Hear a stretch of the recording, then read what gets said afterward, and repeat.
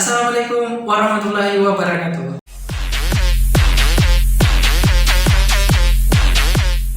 Pada kesempatan kali ini kita akan membahas mengenai uji rata-rata. Jadi sebagai gambaran bahwa uji rata-rata ini biasanya kita gunakan untuk mengetahui perbedaan parameter dua populasi atau kelompok tertentu. Jadi uji yang biasa digunakan untuk uji rata-rata ini ada dua ya, yaitu uji T maupun uji Z. Untuk pembahasan selanjutnya kita masuk pada materinya langsung ya. Jadi uji rata-rata ini tujuannya adalah untuk menguji kebenaran hipotesis dari satu atau dua populasi. Jadi di sini bisa satu atau dua populasi. Kemudian mencari keberartian perbedaan dua rata-rata, apakah signifikan atau tidak.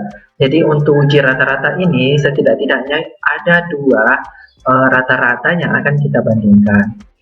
Ini berlaku baik untuk yang satu sampel ataupun dua sampel. Uji rata-rata ini kita bagi menjadi dua. Yang pertama satu sampel, jika yang kita kaji adalah pengukuran untuk satu sampel. Jadi kita mengukur satu sampel atau populasi dengan pengukuran satu kali saja. Ini biasa disebut atau dikelompokkan menjadi uji rata-rata satu sampel. Kemudian yang kedua adalah uji rata-rata dua sampel. Jadi uji rata-rata dua sampel ini terbagi atas dua juga. Yang pertama adalah yang berhubungan atau berpasangan. Itu biasa dikenal dengan paired sample test. Kemudian untuk yang kedua ini kalau misalkan dua sampel ini atau ini tidak berhubungan, artinya populasi 1 dan 2 ini tidak berhubungan. Kita kembali ke sini ya. Jadi yang berhubungan atau berpasangan ini umumnya terdiri atas satu populasi saja, namun kita lakukan dua kali pengukuran, makanya dia ditetapkan sebagai dua sampel. Sepertinya ini dua kali pengukuran seperti itu. Sementara yang tidak berhubungan ini sekali pengukuran, namun populasi atau kelompoknya ada dua seperti itu. Jadi seperti itu ya untuk uji rata-rata di awal. Kemudian bagaimana menguji hipotesis untuk uji rata-rata?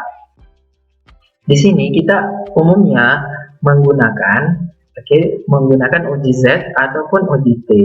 Kapan kita menggunakan uji Z? Apabila standar deviasi ya yang disebutkan seperti ini, populasi ini diketahui. Jadi kalau standar deviasi populasi diketahui, kemudian yang kedua syaratnya adalah sampelnya besar atau lebih dari 30 sampel, maka yang digunakan adalah uji Z.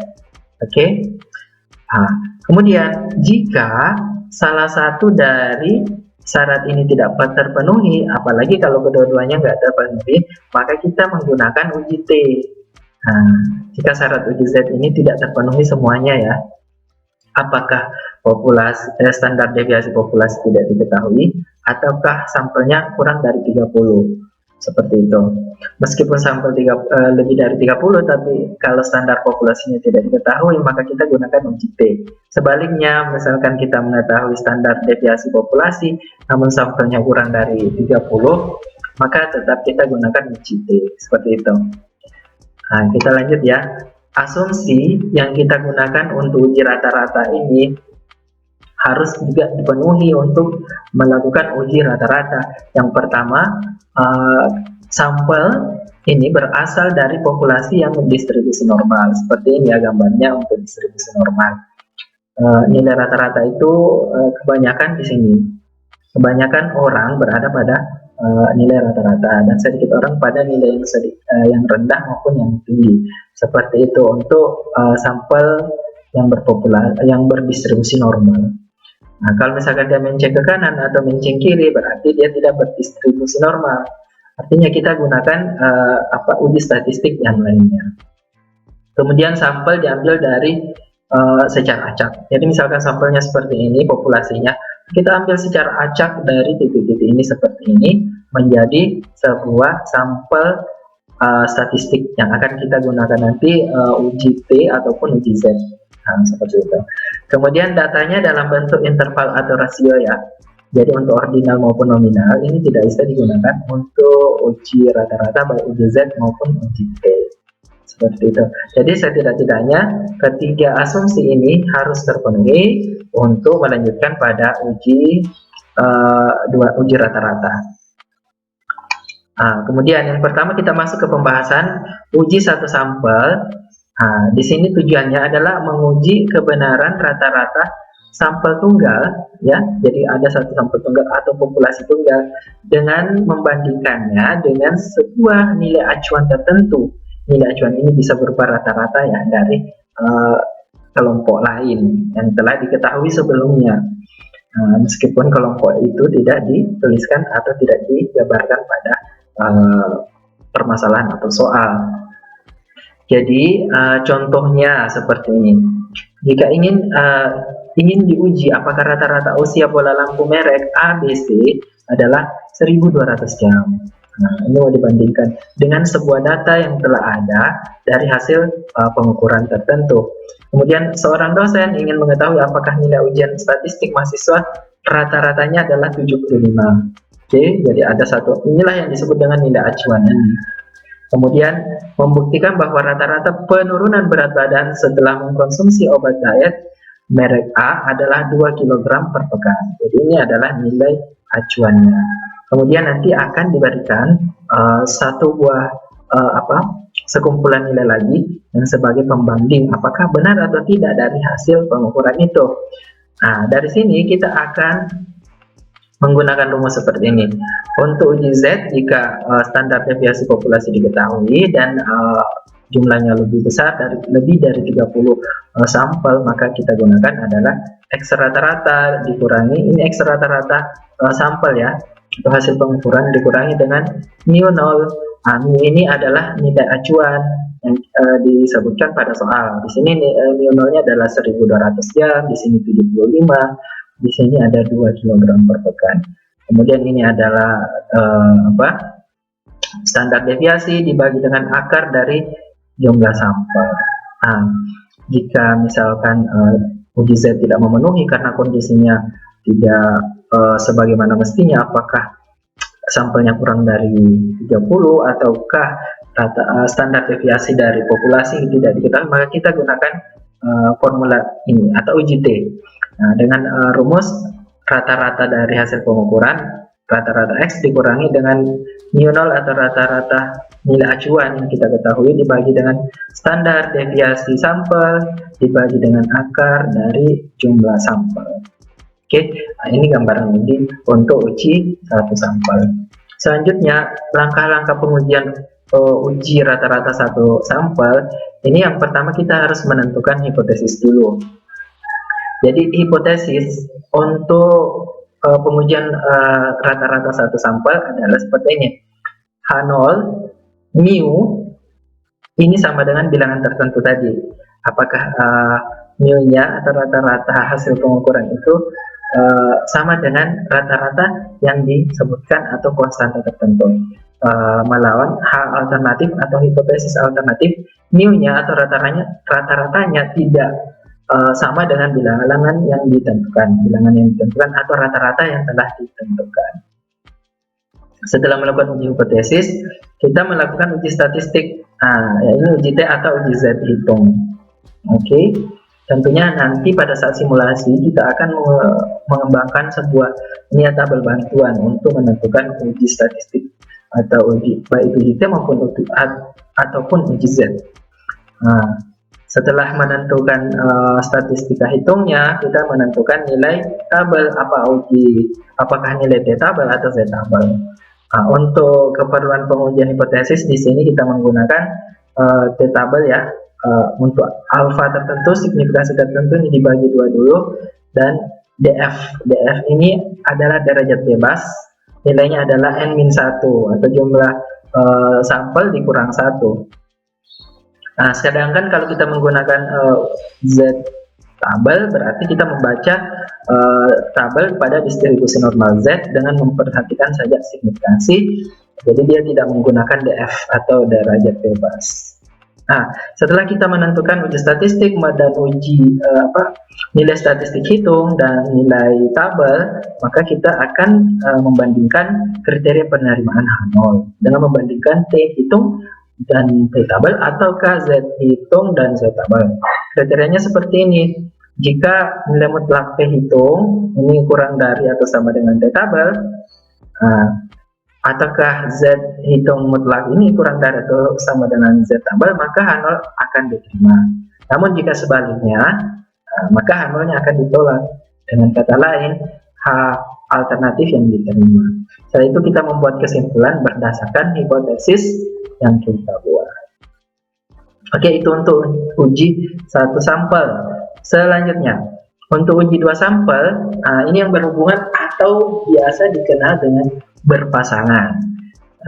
Sekarang, jika kita membandingkan dua rata-rata pada sebuah kelompok atau satu kelompok atau satu populasi yang mengalami dua kali pengukuran setelah mengalami perlakuan tertentu.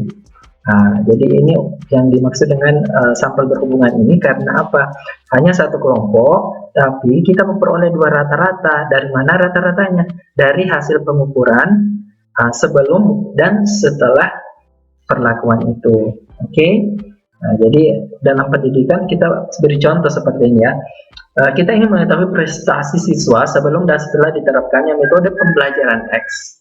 Dalam pembelajaran kelompok atau pembelajaran berbasis masalah, ini kita ukur dulu sebelum kita menerapkan, disebut dengan pretest, dan setelah menerapkan metode ini kita ukur lagi, namanya post-test, dengan kelompok yang sama ya, atau kelas yang sama, sehingga di sini hanya satu kelompok tapi mengalami dua kali pengukuran, makanya disebut berhubungan karena orang yang sama dua kali pengukuran. Ini biasa dikenal juga dengan pay-rate atau berpasangan. Kemudian bisa juga pengaruh obat diet dengan membandingkan berat badan sebelum dan setelah meminum obat diet. Apa ada perubahan atau tidak? Ini nanti bergantung perubahan yang terjadi pada kelompok yang diukur ini. Oke, jadi orangnya tetap sama tapi dua kali pengukuran sebelum dan setelah. Jadi untuk formula untuk menentukan nilai T atau menentukan nanti statistik hitung, kita menggunakan seperti ini. Jadi kita hanya menggunakan uji T. Uji T di sini formulanya adalah rata-rata W. Ini rata-rata W adalah ini adalah beda antara X1 dengan X2 sebelum dan setelah. Jadi istilahnya ada perbedaan. W ini adalah perubahan yang terjadi ya, perubahan selisih antara pengukuran pertama dan pengukuran kedua. Ini kita rata-ratakan, diperoleh rata-rata W dibagi dengan standar deviasi W dibagi dengan akar dari jumlah responden atau jumlah kelompok itu berapa banyak. Oke. Kemudian di sini SW, untuk mencari SW ini formulanya adalah akar dari N dikali sigma W kuadrat atau bedanya dikurangi dengan sigma W dikuadratkan dibagi dengan N dikali N kurang 1. Seperti itu untuk menentukan standar deviasinya. Jadi untuk standar deviasi sampel berhubungan ini perhitungannya agak berbeda ya dengan standar deviasi biasanya. Dan ini masuk ke kelompok, data berkelompok, sehingga untuk menentukan standar deviasinya agak berbeda. Oke, selanjutnya bagaimana langkah pengujian uji dua sampel berhubungan. Nah, ini kurang lebih sama. Kita mesti menentukan hipotesis dulu. Hipotesis nolnya di sini adalah mu W. W ini tadi adalah selisih ya.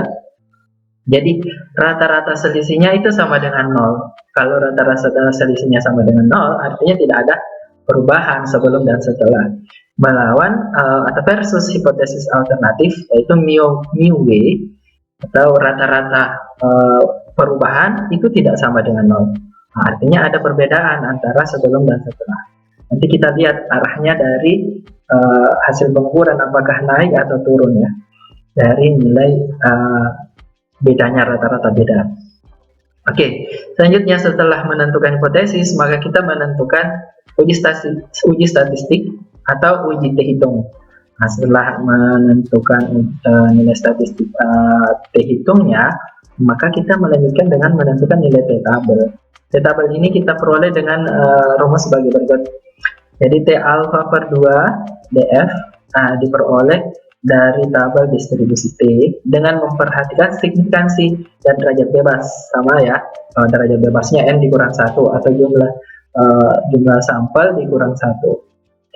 Kriteria penerimaan H0 adalah sebagai berikut. H0 diterima jika T hitung mutlak nilainya kurang dari atau sama dengan T tabel.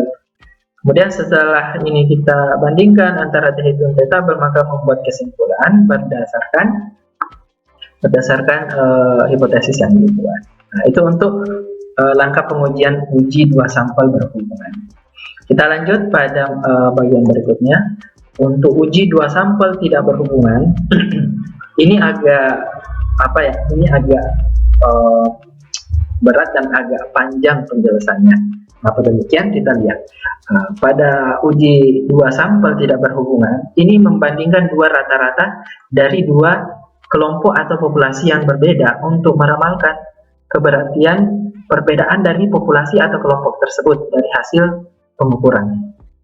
Oke, di sini tujuannya adalah untuk melihat perbedaan variansi kedua kelompok data. Jadi nanti kita akan melihat perbedaan juga variansi dari dua data yang berbeda ini, dua data dari dua kelompok yang berbeda. Maka ada nanti uji varians bagi kedua kelompok tersebut. Kemudian pada pengujian diperlukan informasi varian kedua kelompok. Ya, seperti yang kita ketahui, apakah kedua kelompok ini memiliki varians yang sama, ataukah kelompok ini memiliki varian yang berbeda. Dalam contoh kasus yang terkait masalah sampel tidak berhubungan, ini misalkan kita akan menyelidiki perbedaan rata-rata siswa yang diajar dengan metode A dan yang diajar dengan metode B. Jadi di sini ada kelompok siswa ya, ada yang diajar dengan metode A dan siswa yang lain, kelompok siswa yang lain atau kelas yang lain diajar dengan metode B. Kita akan mengetahui atau menyelidiki perbedaan atau perubahan dari metode A dan metode B dari hasil pengukuran siswa ini dari dua kelas yang berbeda. Apakah A lebih baik atau daripada B, ataukah B lebih baik daripada A, ataukah mungkin sama saja, seperti itu. Kemudian contoh berikutnya adalah untuk mengetahui perbedaan pengaruh obat diet merek A dan obat diet merek B yang tentunya diberikan kepada dua kelompok yang berbeda. Seperti itu untuk contoh kasus sampel tidak berhubungan. Berikutnya, bagaimana uji statistik dua sampel tidak berhubungan? Di sini untuk formula dari dua sampel yang tidak berhubungan, ini terbagi atas dua garis besar ya. Ada yang diketahui standar deviasi populasinya, ada yang tidak diketahui standar deviasi populasinya. Kemudian tambahan untuk uji stat yang pertama ini, tentunya sampelnya berjumlah besar. Oke, yang pertama ini. Jadi uji Z tentu sampel yang besar dan standar deviasi populasi diketahui. Yang kedua ini, jika tidak demikian ya, standar deviasi populasi tidak diketahui dan atau jumlah sampelnya kurang daripada 30. Selain itu, kita perlu memperhatikan variannya juga. Jika varian kelompok ini sama dan jika varian kelompok ini berbeda. Sekarang untuk standar deviasi populasi yang diketahui dan variannya sama, maka digunakan seperti ini. Variansinya sama atau standar deviasinya sama ya, sama aja. Jadi nilai Z adalah rata-rata kelompok 1 dikurangi rata-rata kelompok 2 dikurang dengan rata-rata populasi 1 dikurangi rata-rata populasi 2. Setelah itu dibagi dengan standar deviasi kelompok. Standar deviasi populasi yang sama ini dibagi dengan akar 1/n1 atau jumlah sampel 1 ditambah 1/per jumlah sampel yang kedua. Itu kalau variannya sama. Kalau varian berbeda, maka formulanya akan berubah pada bagian ini saja. Di sini kita tidak gunakan standar deviasi, tapi kita gunakan varians. Jadi yang di atas sama, X rata-rata kelompok 1 dan 2 diselisihkan, dikurangi dengan rata-rata populasi 1 dan 2 diselisihkan, dibagi akar varian 1 dibagi dengan jumlah sampel 1 ditambah varian 2 dibagi dengan jumlah kelompok 2. Seperti itu untuk menentukan Z hitung baik yang sama varians maupun beda variansnya untuk standar deviasi populasi yang tidak diketahui. Nah, sekarang untuk standar deviasi populasi tidak diketahui, dan variansnya sama, maka ini artinya varians sampelnya ini varian populasi ini bisa diprediksi nanti menggunakan UGF. Ada perhitungan khususnya nanti. Oke, baik, pada varian yang sama maka nilai T hitung bisa ditemukan dengan menggunakan rumus rata-rata kelompok 1 dikurangi rata-rata kelompok 2 dibagi dengan standar deviasi gabungan, ya. Oke, standar deviasi. Oh ya, ini varians gabungan dikali dengan 1/N1 ditambah 1/N2. Ini diakarkan nanti ya. Sementara untuk menentukan varians gabungannya itu diperoleh dari seperti ini, jumlah sampel pertama dikurang 1 dikali dengan varians kelompok 1 ditambah jumlah sampel kedua dikurang 1 dikali dengan varians yang kedua dibagi dengan N1 jumlah kelompok 1 ditambah jumlah kelompok 2 dikurang 2. Nah, sementara untuk varian yang berbeda, jika varian kelompok 1 dan 2-nya berbeda, maka formulanya adalah, di sini bukan Z ya, tapi di sini adalah T. Oke, T ya. Nah, ini ada keliru diperhatikan. Oke, sudah diperbaiki. Jadi untuk nilai T jika varian berbeda, maka formulanya adalah selisih antara rata-rata kelompok 1 dengan kelompok 2 dibagi dengan akar dari varian 1 dibagi N1 ditambah dengan varian 2 dibagi N2. Seperti itu untuk formula dari uji Z maupun uji T, baik yang sama variannya ataupun yang berbeda variannya. Langkah berikutnya adalah uji varian dulu. Nah, sekarang sebelum kita memutuskan untuk menggunakan uji varian yang sama ataupun berbeda, maka perlu kita melakukan dulu uji varian. Oke, di sini menggunakan rumus seperti ini. F hitung itu diperoleh dari varian kelompok besar. Jadi di sini varian yang besar ya dari kelompok apakah kelompok A atau B atau 1, 2 ini, pokoknya yang variannya besar dia menjadi pembilang, kemudian kelompok yang variannya kecil jadi penyebut. Jadi seperti itu. Jadi masing-masing dari varian kelompok ini kita tentukan terlebih dahulu, kemudian setelah diketahui maka kita membandingkan antara varian yang besar dibagi dengan varian yang kecil. Kemudian untuk F-tabel dicari dengan menggunakan taraf signifikansi dan alfa tertentu, di mana DF1 atau N1 adalah ini kelompok 1, N1-nya dikurang 1, dan DF2 atau N2-nya adalah jumlah kelompok 2, N2 dikurang 1. Oke, nah sekarang bagaimana menentukan apakah varian dua kelompok ini sama atau berbeda? Ini berdasarkan hasil dari perhitungan F hitung dan F tabel. Jika F hitung ini nilainya kurang daripada F tabel, maka dinyatakan memiliki varian yang sama. Namun sebaliknya, jika variannya tidak sama, ini berlaku apabila F hitung lebih daripada F tabel. Jadi pertama kita harus menentukan dulu ini uji varian dulu, kemudian kita menentukan formula yang akan kita gunakan. Oke, setelah kita melakukan uji varian, maka langkah selanjutnya adalah menentukan hipotesis.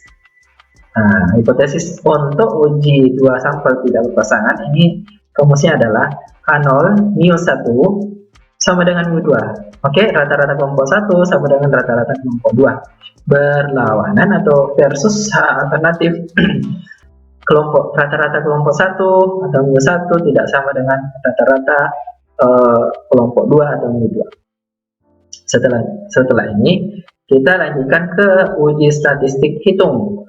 Dengan terlebih dahulu melihat apakah variannya sama, kemudian apakah standar deviasi populasinya tidak atau diketahui.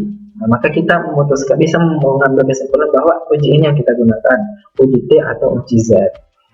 Selanjutnya, jika kita telah menyelesaikan uji statistik itu, maka menentukan nilai T atau Z tabel. Perlu diketahui bahwa T tabel diperoleh ini dengan memperhatikan signifikansi dan DF. Di sini perhitungan DF dari uji T ini ada dua juga. Jika varian sama, jika varian populasinya sama, maka DF-nya adalah N1 ditambah N2 dikurang 2. Namun jika varian berbeda, maka DF-nya adalah ini. Oke. Berubah menjadi varian kelompok 1 dibagi N1 ditambah varian 2 dibagi kelompok 2 jumlahnya di pangkat 2 akan dibagi dengan varian 1 dibagi jumlah sampel 1 pangkat 2 dibagi dengan jumlah sampel kurang 1 ditambah dengan varian 2 dibagi jumlah sampel kedua dikuadratkan dibagi dengan N atau jumlah sampel kedua dikurang 1. Wow, agak rumit ya jika variannya berbeda. Namun dengan menggunakan bantuan Excel mungkin kita bisa mensimplifikasi atau menyederhanakan perhitungan. Sementara jika kita menggunakan nilai Z, ini agak lebih mudah kan, hanya membutuhkan signifikansi saja. Selanjutnya kriteria penerimaan H0. H0 diterima jika T hitung kurang dari atau sama dengan T tabel atau Z hitungnya kurang dari sama dengan Z tabel. Di sini mutlak ya. Mutlak T hitung atau mutlak T tabel. Setelah kita membandingkan T hitung dan T tabel, maka selanjutnya adalah membuat kesimpulan. Oke, setelah kesimpulan dibuat, maka selesai juga analisis yang kita lakukan. Oke, terakhir ini ada contoh yang nanti kita akan coba untuk mensimulasikan pada Microsoft Excel ya, aplikasi Excel. Ini contoh satu, ini merupakan contoh untuk satu sampel uji rata-rata satu sampel. Di sini ada seorang dosen ingin mengetahui apakah nilai ujian statistik mahasiswa memiliki rata-rata 75. Silahkan saudara menganalisis pernyataan ini. Jika hasil ujian sekelompok mahasiswa adalah, di sini ada data yang ditampilkan. Ada nilai 73, 81, 73, 77, 73, 77, dan seterusnya. Kita akan menganalisis apakah sama rata-rata populasi ini dengan 75 berdasarkan satu sampel yang diukur ini. Kemudian, contoh berikutnya adalah sebuah perusahaan ingin menyelidiki pengaruh obat diet ABC dan membandingkan berat badan sebelum dan setelah meminum obat diet tersebut selama 1 pekan.